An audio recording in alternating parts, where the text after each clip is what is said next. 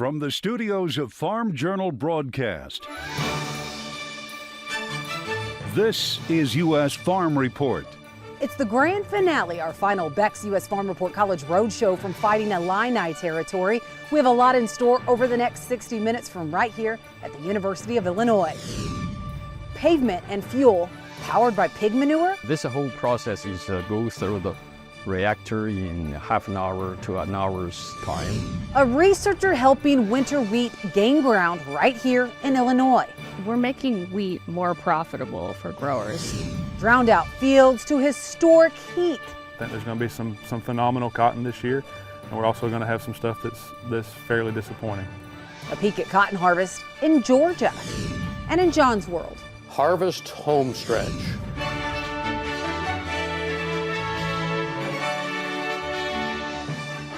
The 2023 U.S. Farm Report College Roadshow from the University of Illinois is brought to you exclusively by Beck's. From farmers' first pass in the field to the final one at harvest, it's a game plan rooted in faith and belief.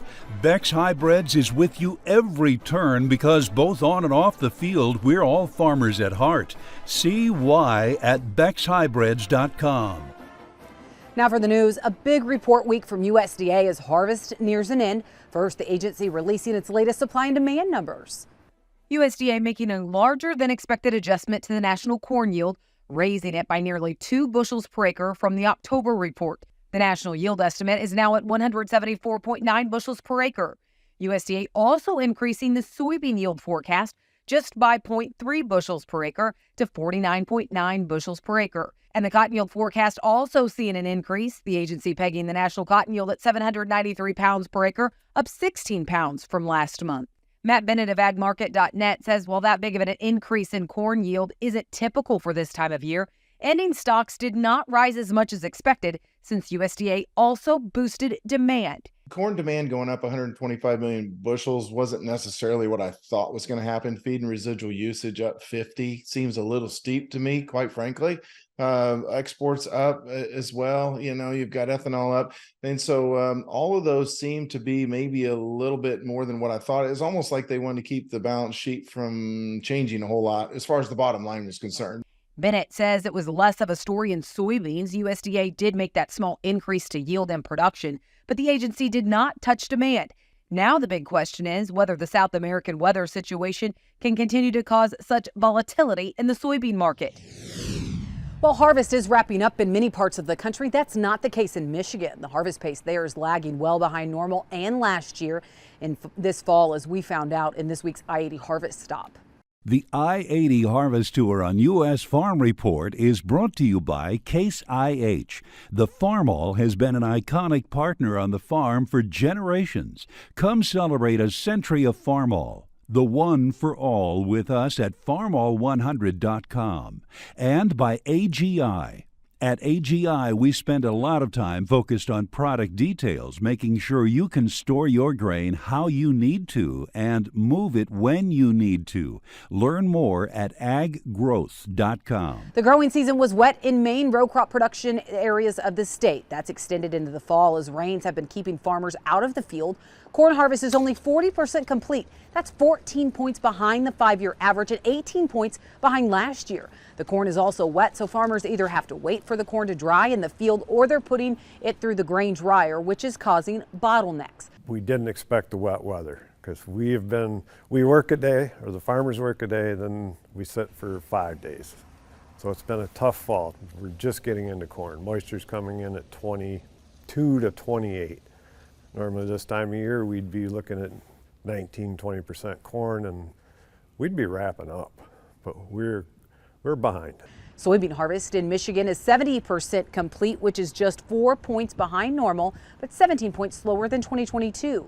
Lang Mack says corn yields are averaging around 165 to 170 bushels per acre in his area. Soybean yields, those are variable, ranging anywhere from 35 to 75 bushels per acre.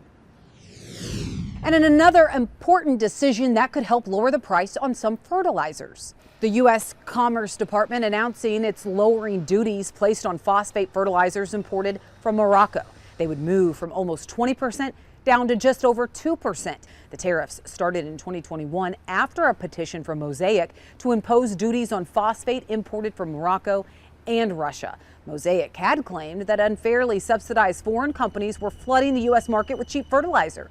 It says it's disappointed by the ruling and is considering its next steps. Syngenta says it's investigating the next steps in response to Arkansas ordering a divestiture of 160 acres of farmland in the state due to foreign ownership. Last month, as we first told you, Arkansas's Attorney General gave Northrop King Seed Company 2 years to sell its farmland owned in Craighead County. It comes after the state legislature passed a law that restricts certain foreign party-controlled businesses from having private land in Arkansas. Northrop is a division of Syngenta Seeds, which is owned by Kim China, which is a Chinese state-owned company. The head of Syngenta North America telling Farm Journal's Clinton Griffiths that nothing illegal has taken place on that farm, and they're still working on next steps. Will this require Syngenta to sell that farm? We're working through that right now with the government officials. And so we're putting the right plans in place to be able to have options to help serve farmers based upon whatever the outcome is going to be. The EPA and the USDA many times require us to do work and permitting right in the same state as we're going to sell product. So one of the first things we have to make sure that we figure out here is how do we work with the local community to make sure that we're still getting products tested in their backyard so that we have the ability to be able to sell those products. According to USDA, roughly 380,000 acres in the U.S. are owned by Chinese businesses or investors, or less than 1% of total foreign-owned farmland. That's it for the news. What a warm-up across the country this week. We'll have a check of your weather coming up next. Your next piece of equipment is on MachineryPete.com. Search equipment from dealerships across the country to find what you're looking for. Only on MachineryPete.com. U.S. Farm Report weather is brought to you by H&S Manufacturing. Take advantage of our special 3.9% low-rate retail finance program. Get 3.9% financing for 48 months on qualifying H&S equipment through the end of 2023. See your local dealer for more info. What a warm-up that hit the country this week. Record temperatures in many places, including here in Champaign. Meteorologist Matt Engelbrecht joining us now with weather. Matt, is this a sign of El Nino in the northern hemisphere? Yeah, Tyne, that's something that we're going to be covering the next couple of weeks, the next couple of months. The impacts of El Nino on the global circulation, but more importantly on our jet stream. To answer the question, starting to see the influences in and across the United States already at this point with El Nino. And you want to look right down here with the Gulf of Mexico. The jet stream is going to be, as we'll see in a second, there's going to be a ridge that develops back over the United States. And because of El Nino and the things slowly coming together, we're going to wrap in some subtropical moisture back into Louisiana and the southeast. So those are kind of the initial hints of it. Dry across a good portion of the United States because of that ridge. So let's go and take a look at what we have with the temperature outlook. You got above average temperatures across the board, except LA.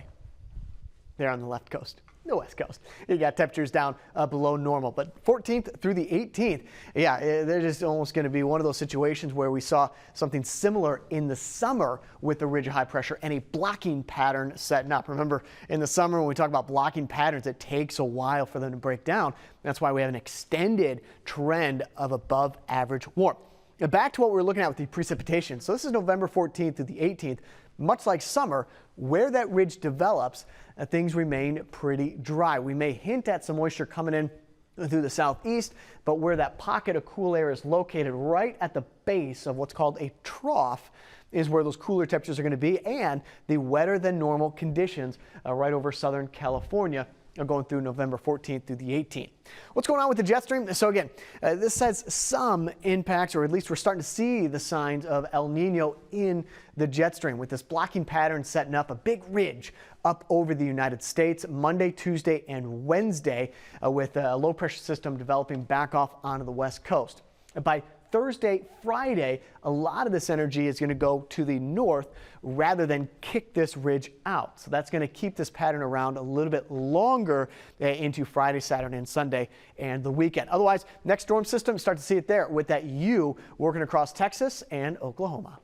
Thanks, Matt. Well, when we come back, what's really fueling soybean prices? Our marketing discussion is from the University of Illinois this week. And after the break, we're heading to the historic University of Illinois Stock Pavilion. Early next year, it will be dedicated as the Dr. Doug Parrott Memorial Arena. Dr. Parrott's career spanned 49 years empowering cattle producers and improving beef quality around the planet. He was considered a teaching icon and a legendary livestock judging coach here. What a career he had, and a fitting tribute to a man who dedicated his career to helping producers. Dr. Parrott died unexpectedly in August of 2022. He was 71.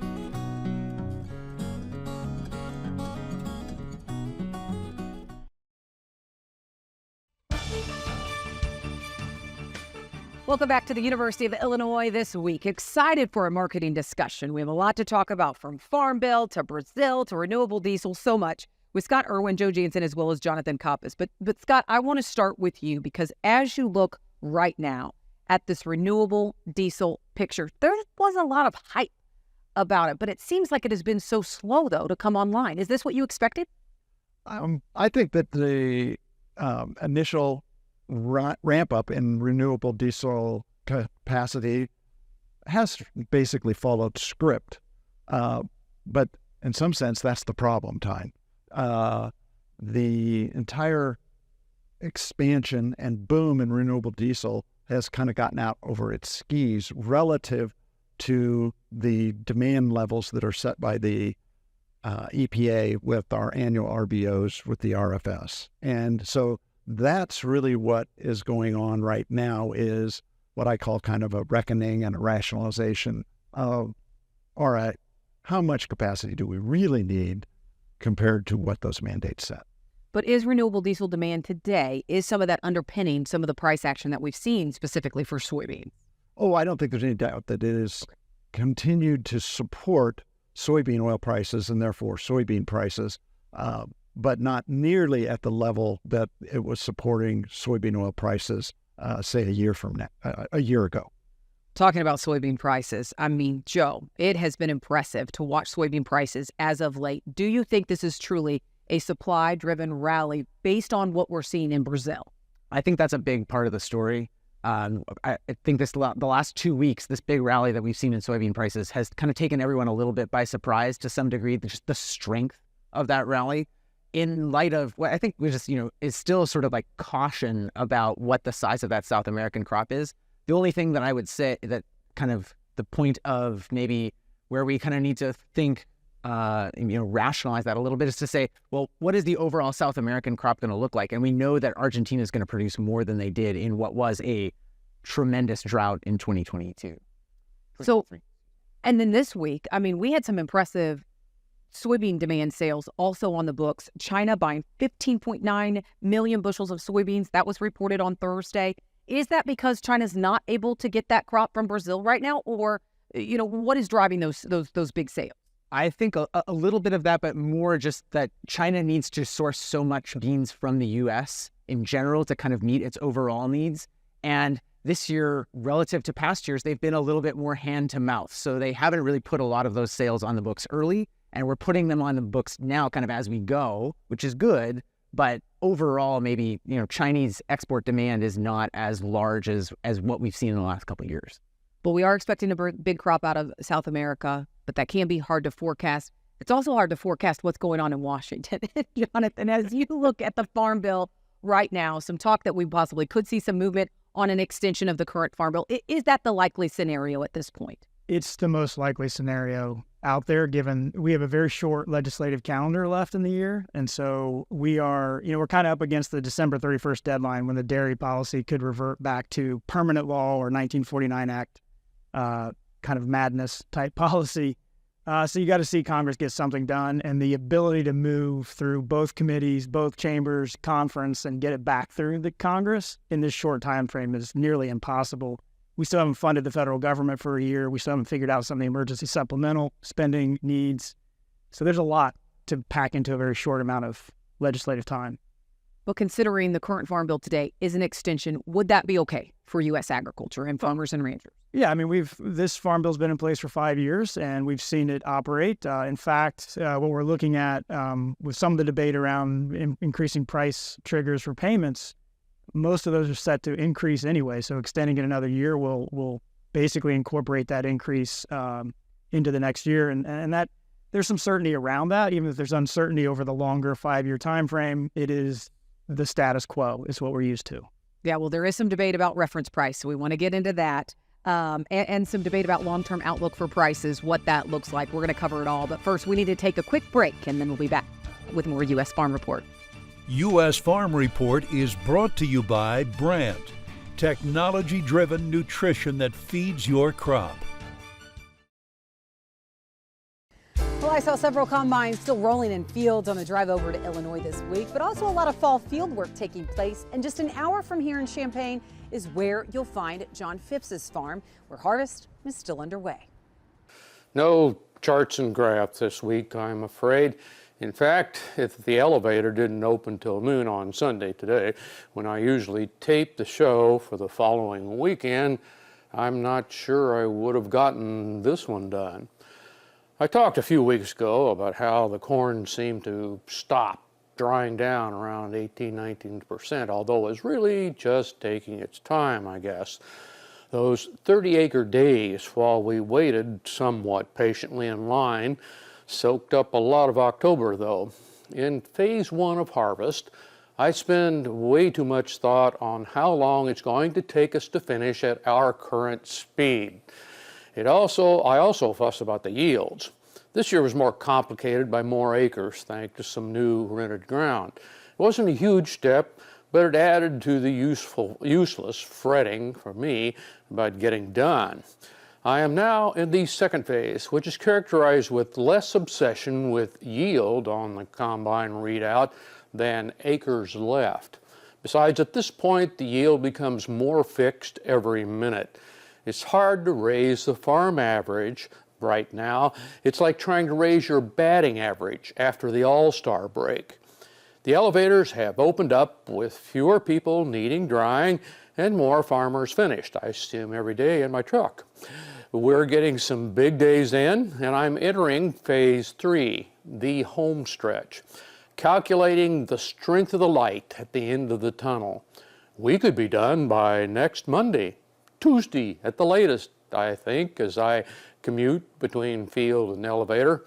I'm really not complaining, just coming to grips with the fact that harvest at the age of 75 takes a different mental strength than it did at 45, which leads to the point that a few of you might find helpful. If you are a certain age and considering retiring, but luckily have the chance to still help out on the farm with your family, it may be a different experience than you imagine. Even though I'm just another landowner, harvest for many of us will seem exact the same emotional cost as it always has. It feels like previous harvests when I was totally responsible for getting things done. Looking back, I now realize it's no wonder my father moved to Florida after retiring. Thanks, John. We're also on the home stretch of College Roadshow this week, but first, Tractor Tales with Machinery Pete. That's next. U.S. Farm Report is brought to you by Tyrannus, moving the acre forward. Every acre tells a story. Find yours at acreforward.com. That's acreforward.com.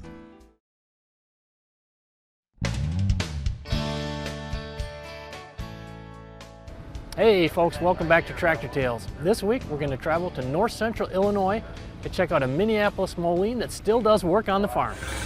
I got a 1950 U. My dad sold brand new. He was a mini-mo dealer. And the farmer retired about 10 miles north of here. And when the sale came up, I went up and bought it and drove it home 10 miles in the wintertime. Then I put a different motor in it so I could pull it. Had a lot of fun with it. Well, it did everything to the motor, and then had put wheelie bars on it and all that stuff, you know. So my nephew painted it for me. Like I said, he's a body man. Oh, go to Anna when they have a show, and they have a show here in Atkinson and Hoople. Oh, we're in rock country. There's a lot of old farmers around here that know a lot of stuff about them, you know. They just look at them and enjoy it, like I do. They run about 6 to 7 mile an hour in fourth gear, and 18, I suppose, and high. Just my buddy.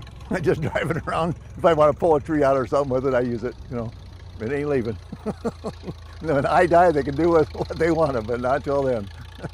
When we come back, from converting pig manure to pavement to uncovering wheat varieties that could dominate for double cropping systems across Illinois and the U.S., we have so much to cover from right here at the University of Illinois as our College Roadshow continues.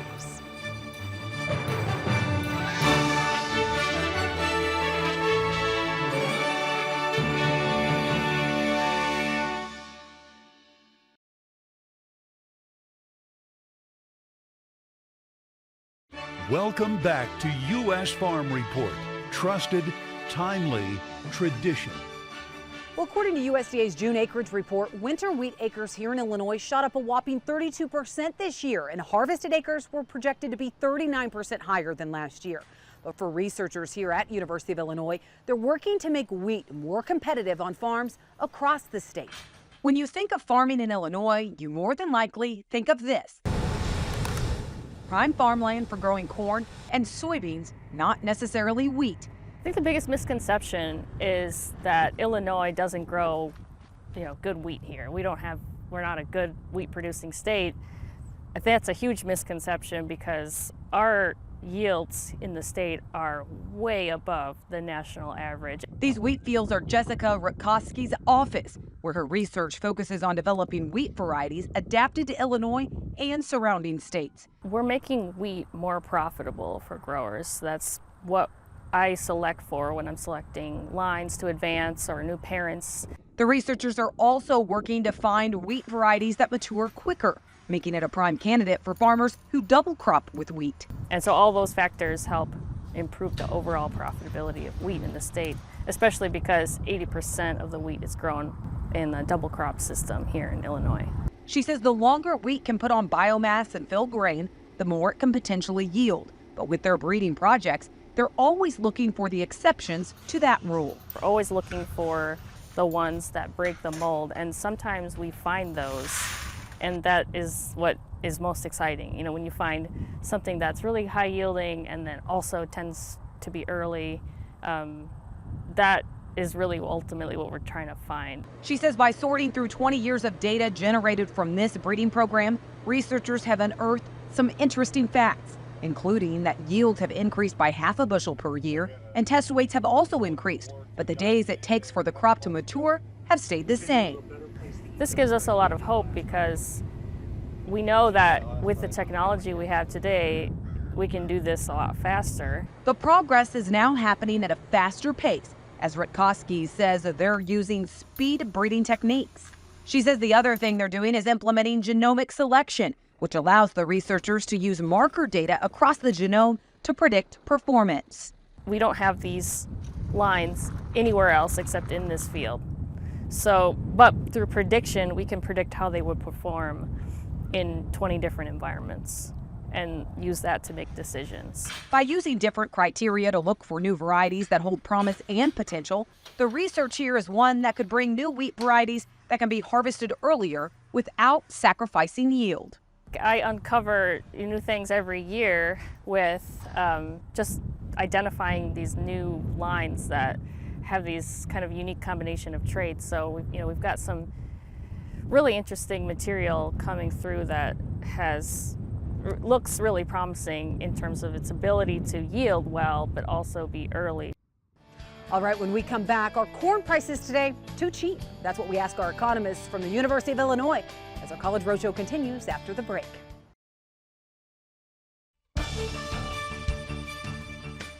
Welcome back to U.S. Farm Report from here at the University of Illinois. A beautiful fall day outside. Who would have thought we would see some of these record temps, which is, we planned on this time of year moving things inside because the weather is so unpredictable. But speaking of the weather being unpredictable, El Nino, talking about that really coming into play. What does that mean for production in South America? What does that mean for production in North America? Do you have any good analog years to compare it to? Well, I describe myself as a bit of a El Nino, La Nina skeptic. I've been chasing those impacts in the grain markets for most of my career, and they're just not as reliable as people would wish them to be. there's still, I think, some tendencies that we can point to. So with El Nino this winter, the U.S. Corn Belt will likely be a little drier and warmer. Maybe that's some of what we're seeing now. South America, the El Nino can be associated with higher rainfall like you're seeing in parts of Brazil. But overall, I don't find it to be a great impact, maybe small. Heading into next year, though, you look at the corn stocks picture and the scenario that we're setting on today. Do you think at this point, based on that, corn prices are too cheap? Not really. In a world where we have 2 billion bushel carryout and sort of nothing that would lead us to think that we're going to draw those stocks down in a meaningful way in a 1 to 2 year time horizon, that's a scenario where we have what we've seen over the last few months, which is corn prices kind of bumping along in a pretty limited range at, what are now, I think we can sort of say, historically low prices given sort of what we've observed in the last 3 to 5 years. So this year, though, when you look at harvest, I know it's winding down for some, but it's kind of sluggish for others. Does it pay to store grain in 2023? It can. I think farmers really need to think specifically about their individual situation because storage costs do vary a lot. We've done a lot of work on benchmarking farm marketing and farms inventory and storage performance. We're doing that work in association with the Illinois Farm Business Farm Management Association. They're great partners in sort of connecting us with farm level records and farm level data. What we found is that those costs vary a lot across farms. Some farms, if you're in a situation where you're not sort of financially constrained, you've got access to relatively cheap capital, your balance sheet looks good, and storage can really pay. Now, what we're seeing in the market are carries that are pretty, limited. That might pay for some, but not others. Especially if you think about interest costs being, say, going out to March, maybe 15 cents a bushel for corn, more than that for soybeans. Jonathan, going back to the Farm Bill discussion, the biggest sticking point has been this reference price and raising the reference price. So are you in the camp that across the board we do need to fight? What's the price tag right now that some are throwing out in order to raise reference prices? Well, we don't know exactly. We're in probably a range between $20 and $50 billion, the way the Congressional Budget Office scores it, which you have to remember is a 10-year cost. So it is a huge number because you're dealing with 10 years and a lot of acres, particularly for crops like corn and soybeans and wheat. $50 billion is what you just said, up to $50 billion. That's what was in the news stories recently, that the proposal they were looking to cover was about a $50 billion cost. Do you think that's needed in the next Farm Bill? Well, I think one of the things I struggle with that I think is a real puzzle on this is most of the acres and many of the crops are going to see a reference price increase because of the way the program was redesigned in 2018. So these last few years of high prices, so corn, soybeans, wheat, those are going to get pulled up anyway automatically. And so for this to be the sticking point, I think it's only one of them. It's the kind of internal in the committee sticking point is a bit puzzling, to say the least, when we can see that automatic increase happening with the current design of the program. So why fight over this extraordinarily expensive change that doesn't seem to have the need in many of the crops for most of the acres in the country? And when you look at some of those price outlooks, we're talking about, if we don't see a farm bill until late 2024, a new farm bill, or 2025, what do commodity prices look like at that time? But you recently done some adjustments to long-term price outlooks. Kind of what are your forecasts right now, Scott? Well, Daryl Good and I took a look at this all the way back in 2007, 2008 and made some projections bravely back then. And they've turned out to actually be pretty solid. So we projected long-run average price of corn in Illinois of $4.60 and $11 for soybeans 15 years ago. And I don't think we would change those today. I think that that's a good planning base, but you always have to remember that history shows that you can go a long time above those averages and you can go a long time below them. The 4 and 5 years above or below is not unusual. Yeah, really good reminder. All right, well, three of you, thank you so much for joining us this weekend. We really appreciate it. All right, stay with us. We'll have much more on U.S. Farm Report when we come back.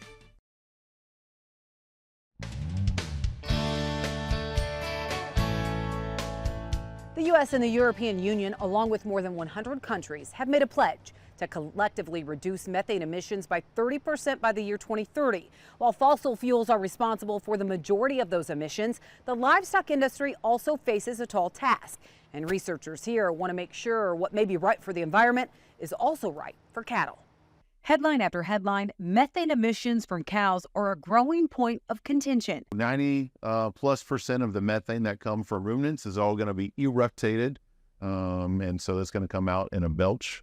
And so that's where it's all coming out the front end. Those emissions come from fermentation. All the fermentation's on the front end. Which is actually an important part of how cattle digest what they're eating. Methane is really an important end product of rumen fermentation. It actually removes hydrogen ions, and so that helps fermentation continue. So while it's good for the bacteria, it's not necessarily great from the animal standpoint because it's just a loss of energy. And so with that, we're trying to reduce that while still proceeding with ruminal fermentation and helping the animals continue to grow. Josh McCann, an assistant professor here in the Animal Science Department at the University of Illinois, along with U of I's Dr. Rod Mackey, are leading the charge to reduce methane emissions from ruminants like beef and dairy cattle. What we're working on is we're trying to make sure the hydrogen that can kind of accumulate when we're reducing methane, that we can capture that hydrogen for productive purposes and to help animals grow faster and be more productive. Through a 3-year, $3.2 million project, University of Illinois researchers, along with an international team, are trying to uncover answers to not only help reduce the emissions, but also help boost production in cattle. We have a lot of feed additives that are getting developed now that are being developed to reduce methane. The problem with those is they don't really have any animal benefits. By optimizing the fermentation that happens within a cattle's stomach, the researchers want to find out if an improvement in fermentation can also help animals grow faster and be more productive. We can model that here in the lab with our kind of glass fermenters that we call. So essentially, they function like the stomach or a miniature stomach that cattle have, where they do all the same normal processes of fermentation. So we have the microorganisms, and they'll digest the feed particles just like they would in the stomach of a steer. McCann says there are several approaches the researchers are taking to improve the fermentation process. In essence, we're trying to understand how can we orient, the different bacteria here within the rumen to capture that hydrogen. So that hydrogen gets captured into volatile fatty acids. Those volatile fatty acids are then the primary energy source for the ruminant animal. With the first phase of the grant focusing on understanding the fermentation pathways happening inside the rumen, to the next phase of moving into more experiments, researchers hope what they uncover here will ultimately fuel improvements around the globe. We want to bridge the gap of knowledge where we kind of now understand how we can reduce methane, but we want to unlock that gap that's going to allow that to translate to a benefit on the farm for producers and in animal performance, so we can continue to raise livestock in a sustainable and effective way as a great source of food.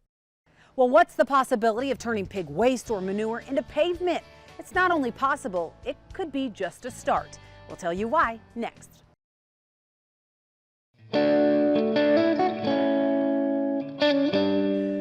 Researchers here don't see pig manure as waste. Instead, it could fuel products people use or drive on every day. You may look at pig manure as waste, but to researchers here at the University of Illinois, pig manure can be the fuel for so much more. My research focus on converting bio-waste into the bio-crude oil and then process it into value-added product such as transportation fuels. The bio-waste John taps into is anything from pig manure to food waste to even algae blooms. And it's those products that have the potential to be turned into fuel, plastics, and pavement. I called it environmental enhancing energy. We are protecting the environment by converting the bio-waste. It may seem like a wild and complicated idea, but for this researcher, it's really straightforward. John says with traditional biofuels, the bio-waste is buried underneath the ground, and it can take millions of years to become fossil fuels. But through their process, it actually happens in a matter of minutes. This whole process is go through the reactor in half an hour to an hour's time, and job done, which is similar again to the natural process of petroleum, crude oil. The researchers have found after some pre-treatment, what they are producing is very similar to actual crude oil. Then it's under a high temperature, high pressure. It's more like a high pressure cooker. And then during this process, it's a kind of expedite the process. In half an hour or so, then those bio-waste through this depolymerization processes, and then we got the crude oil. Similar to what's the petroleum crude oil.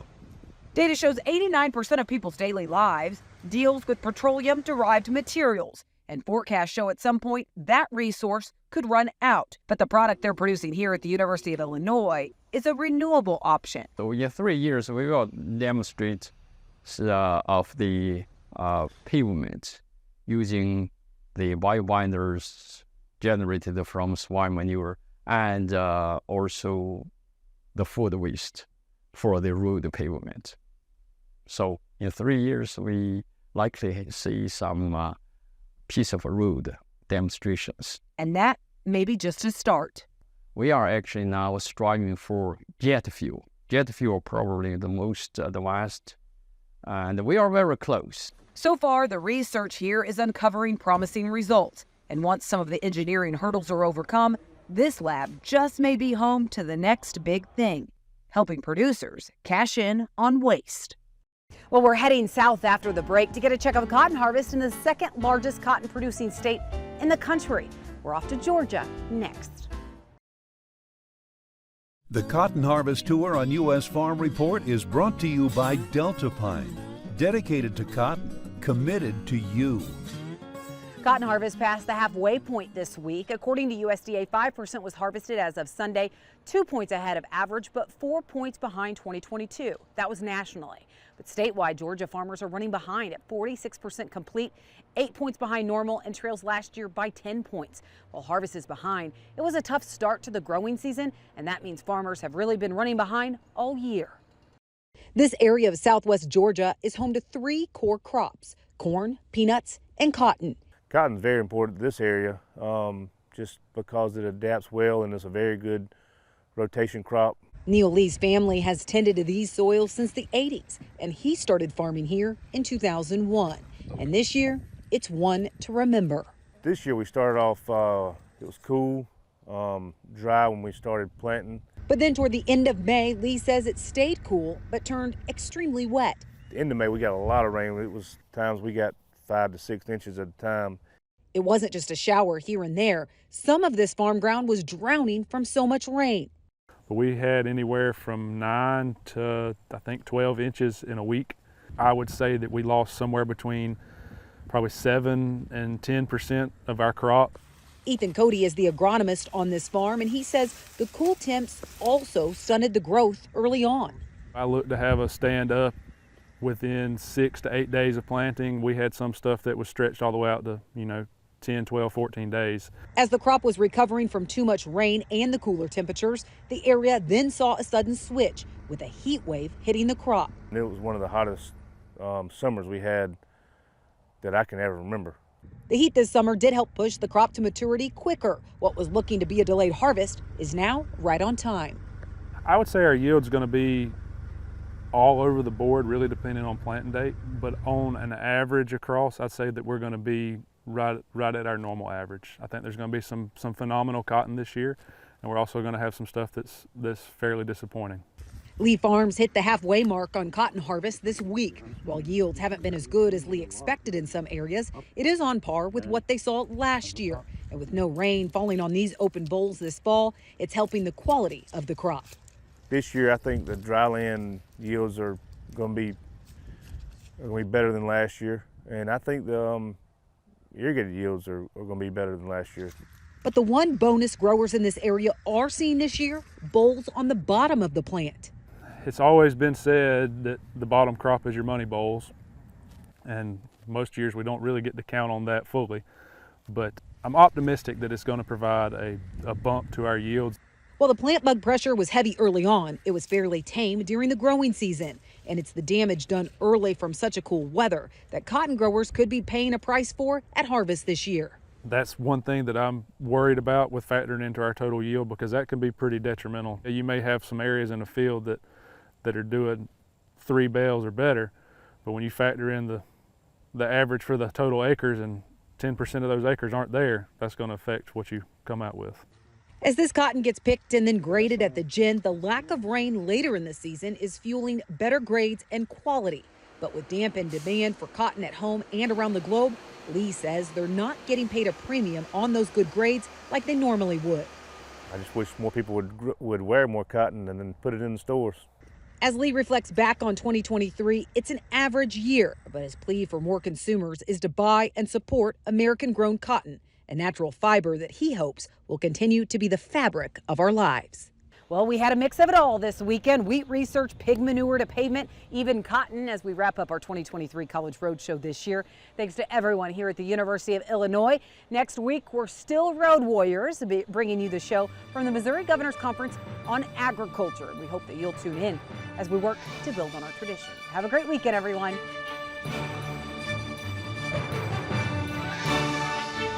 U.S. Farm Report is produced and distributed by Farm Journal Broadcast.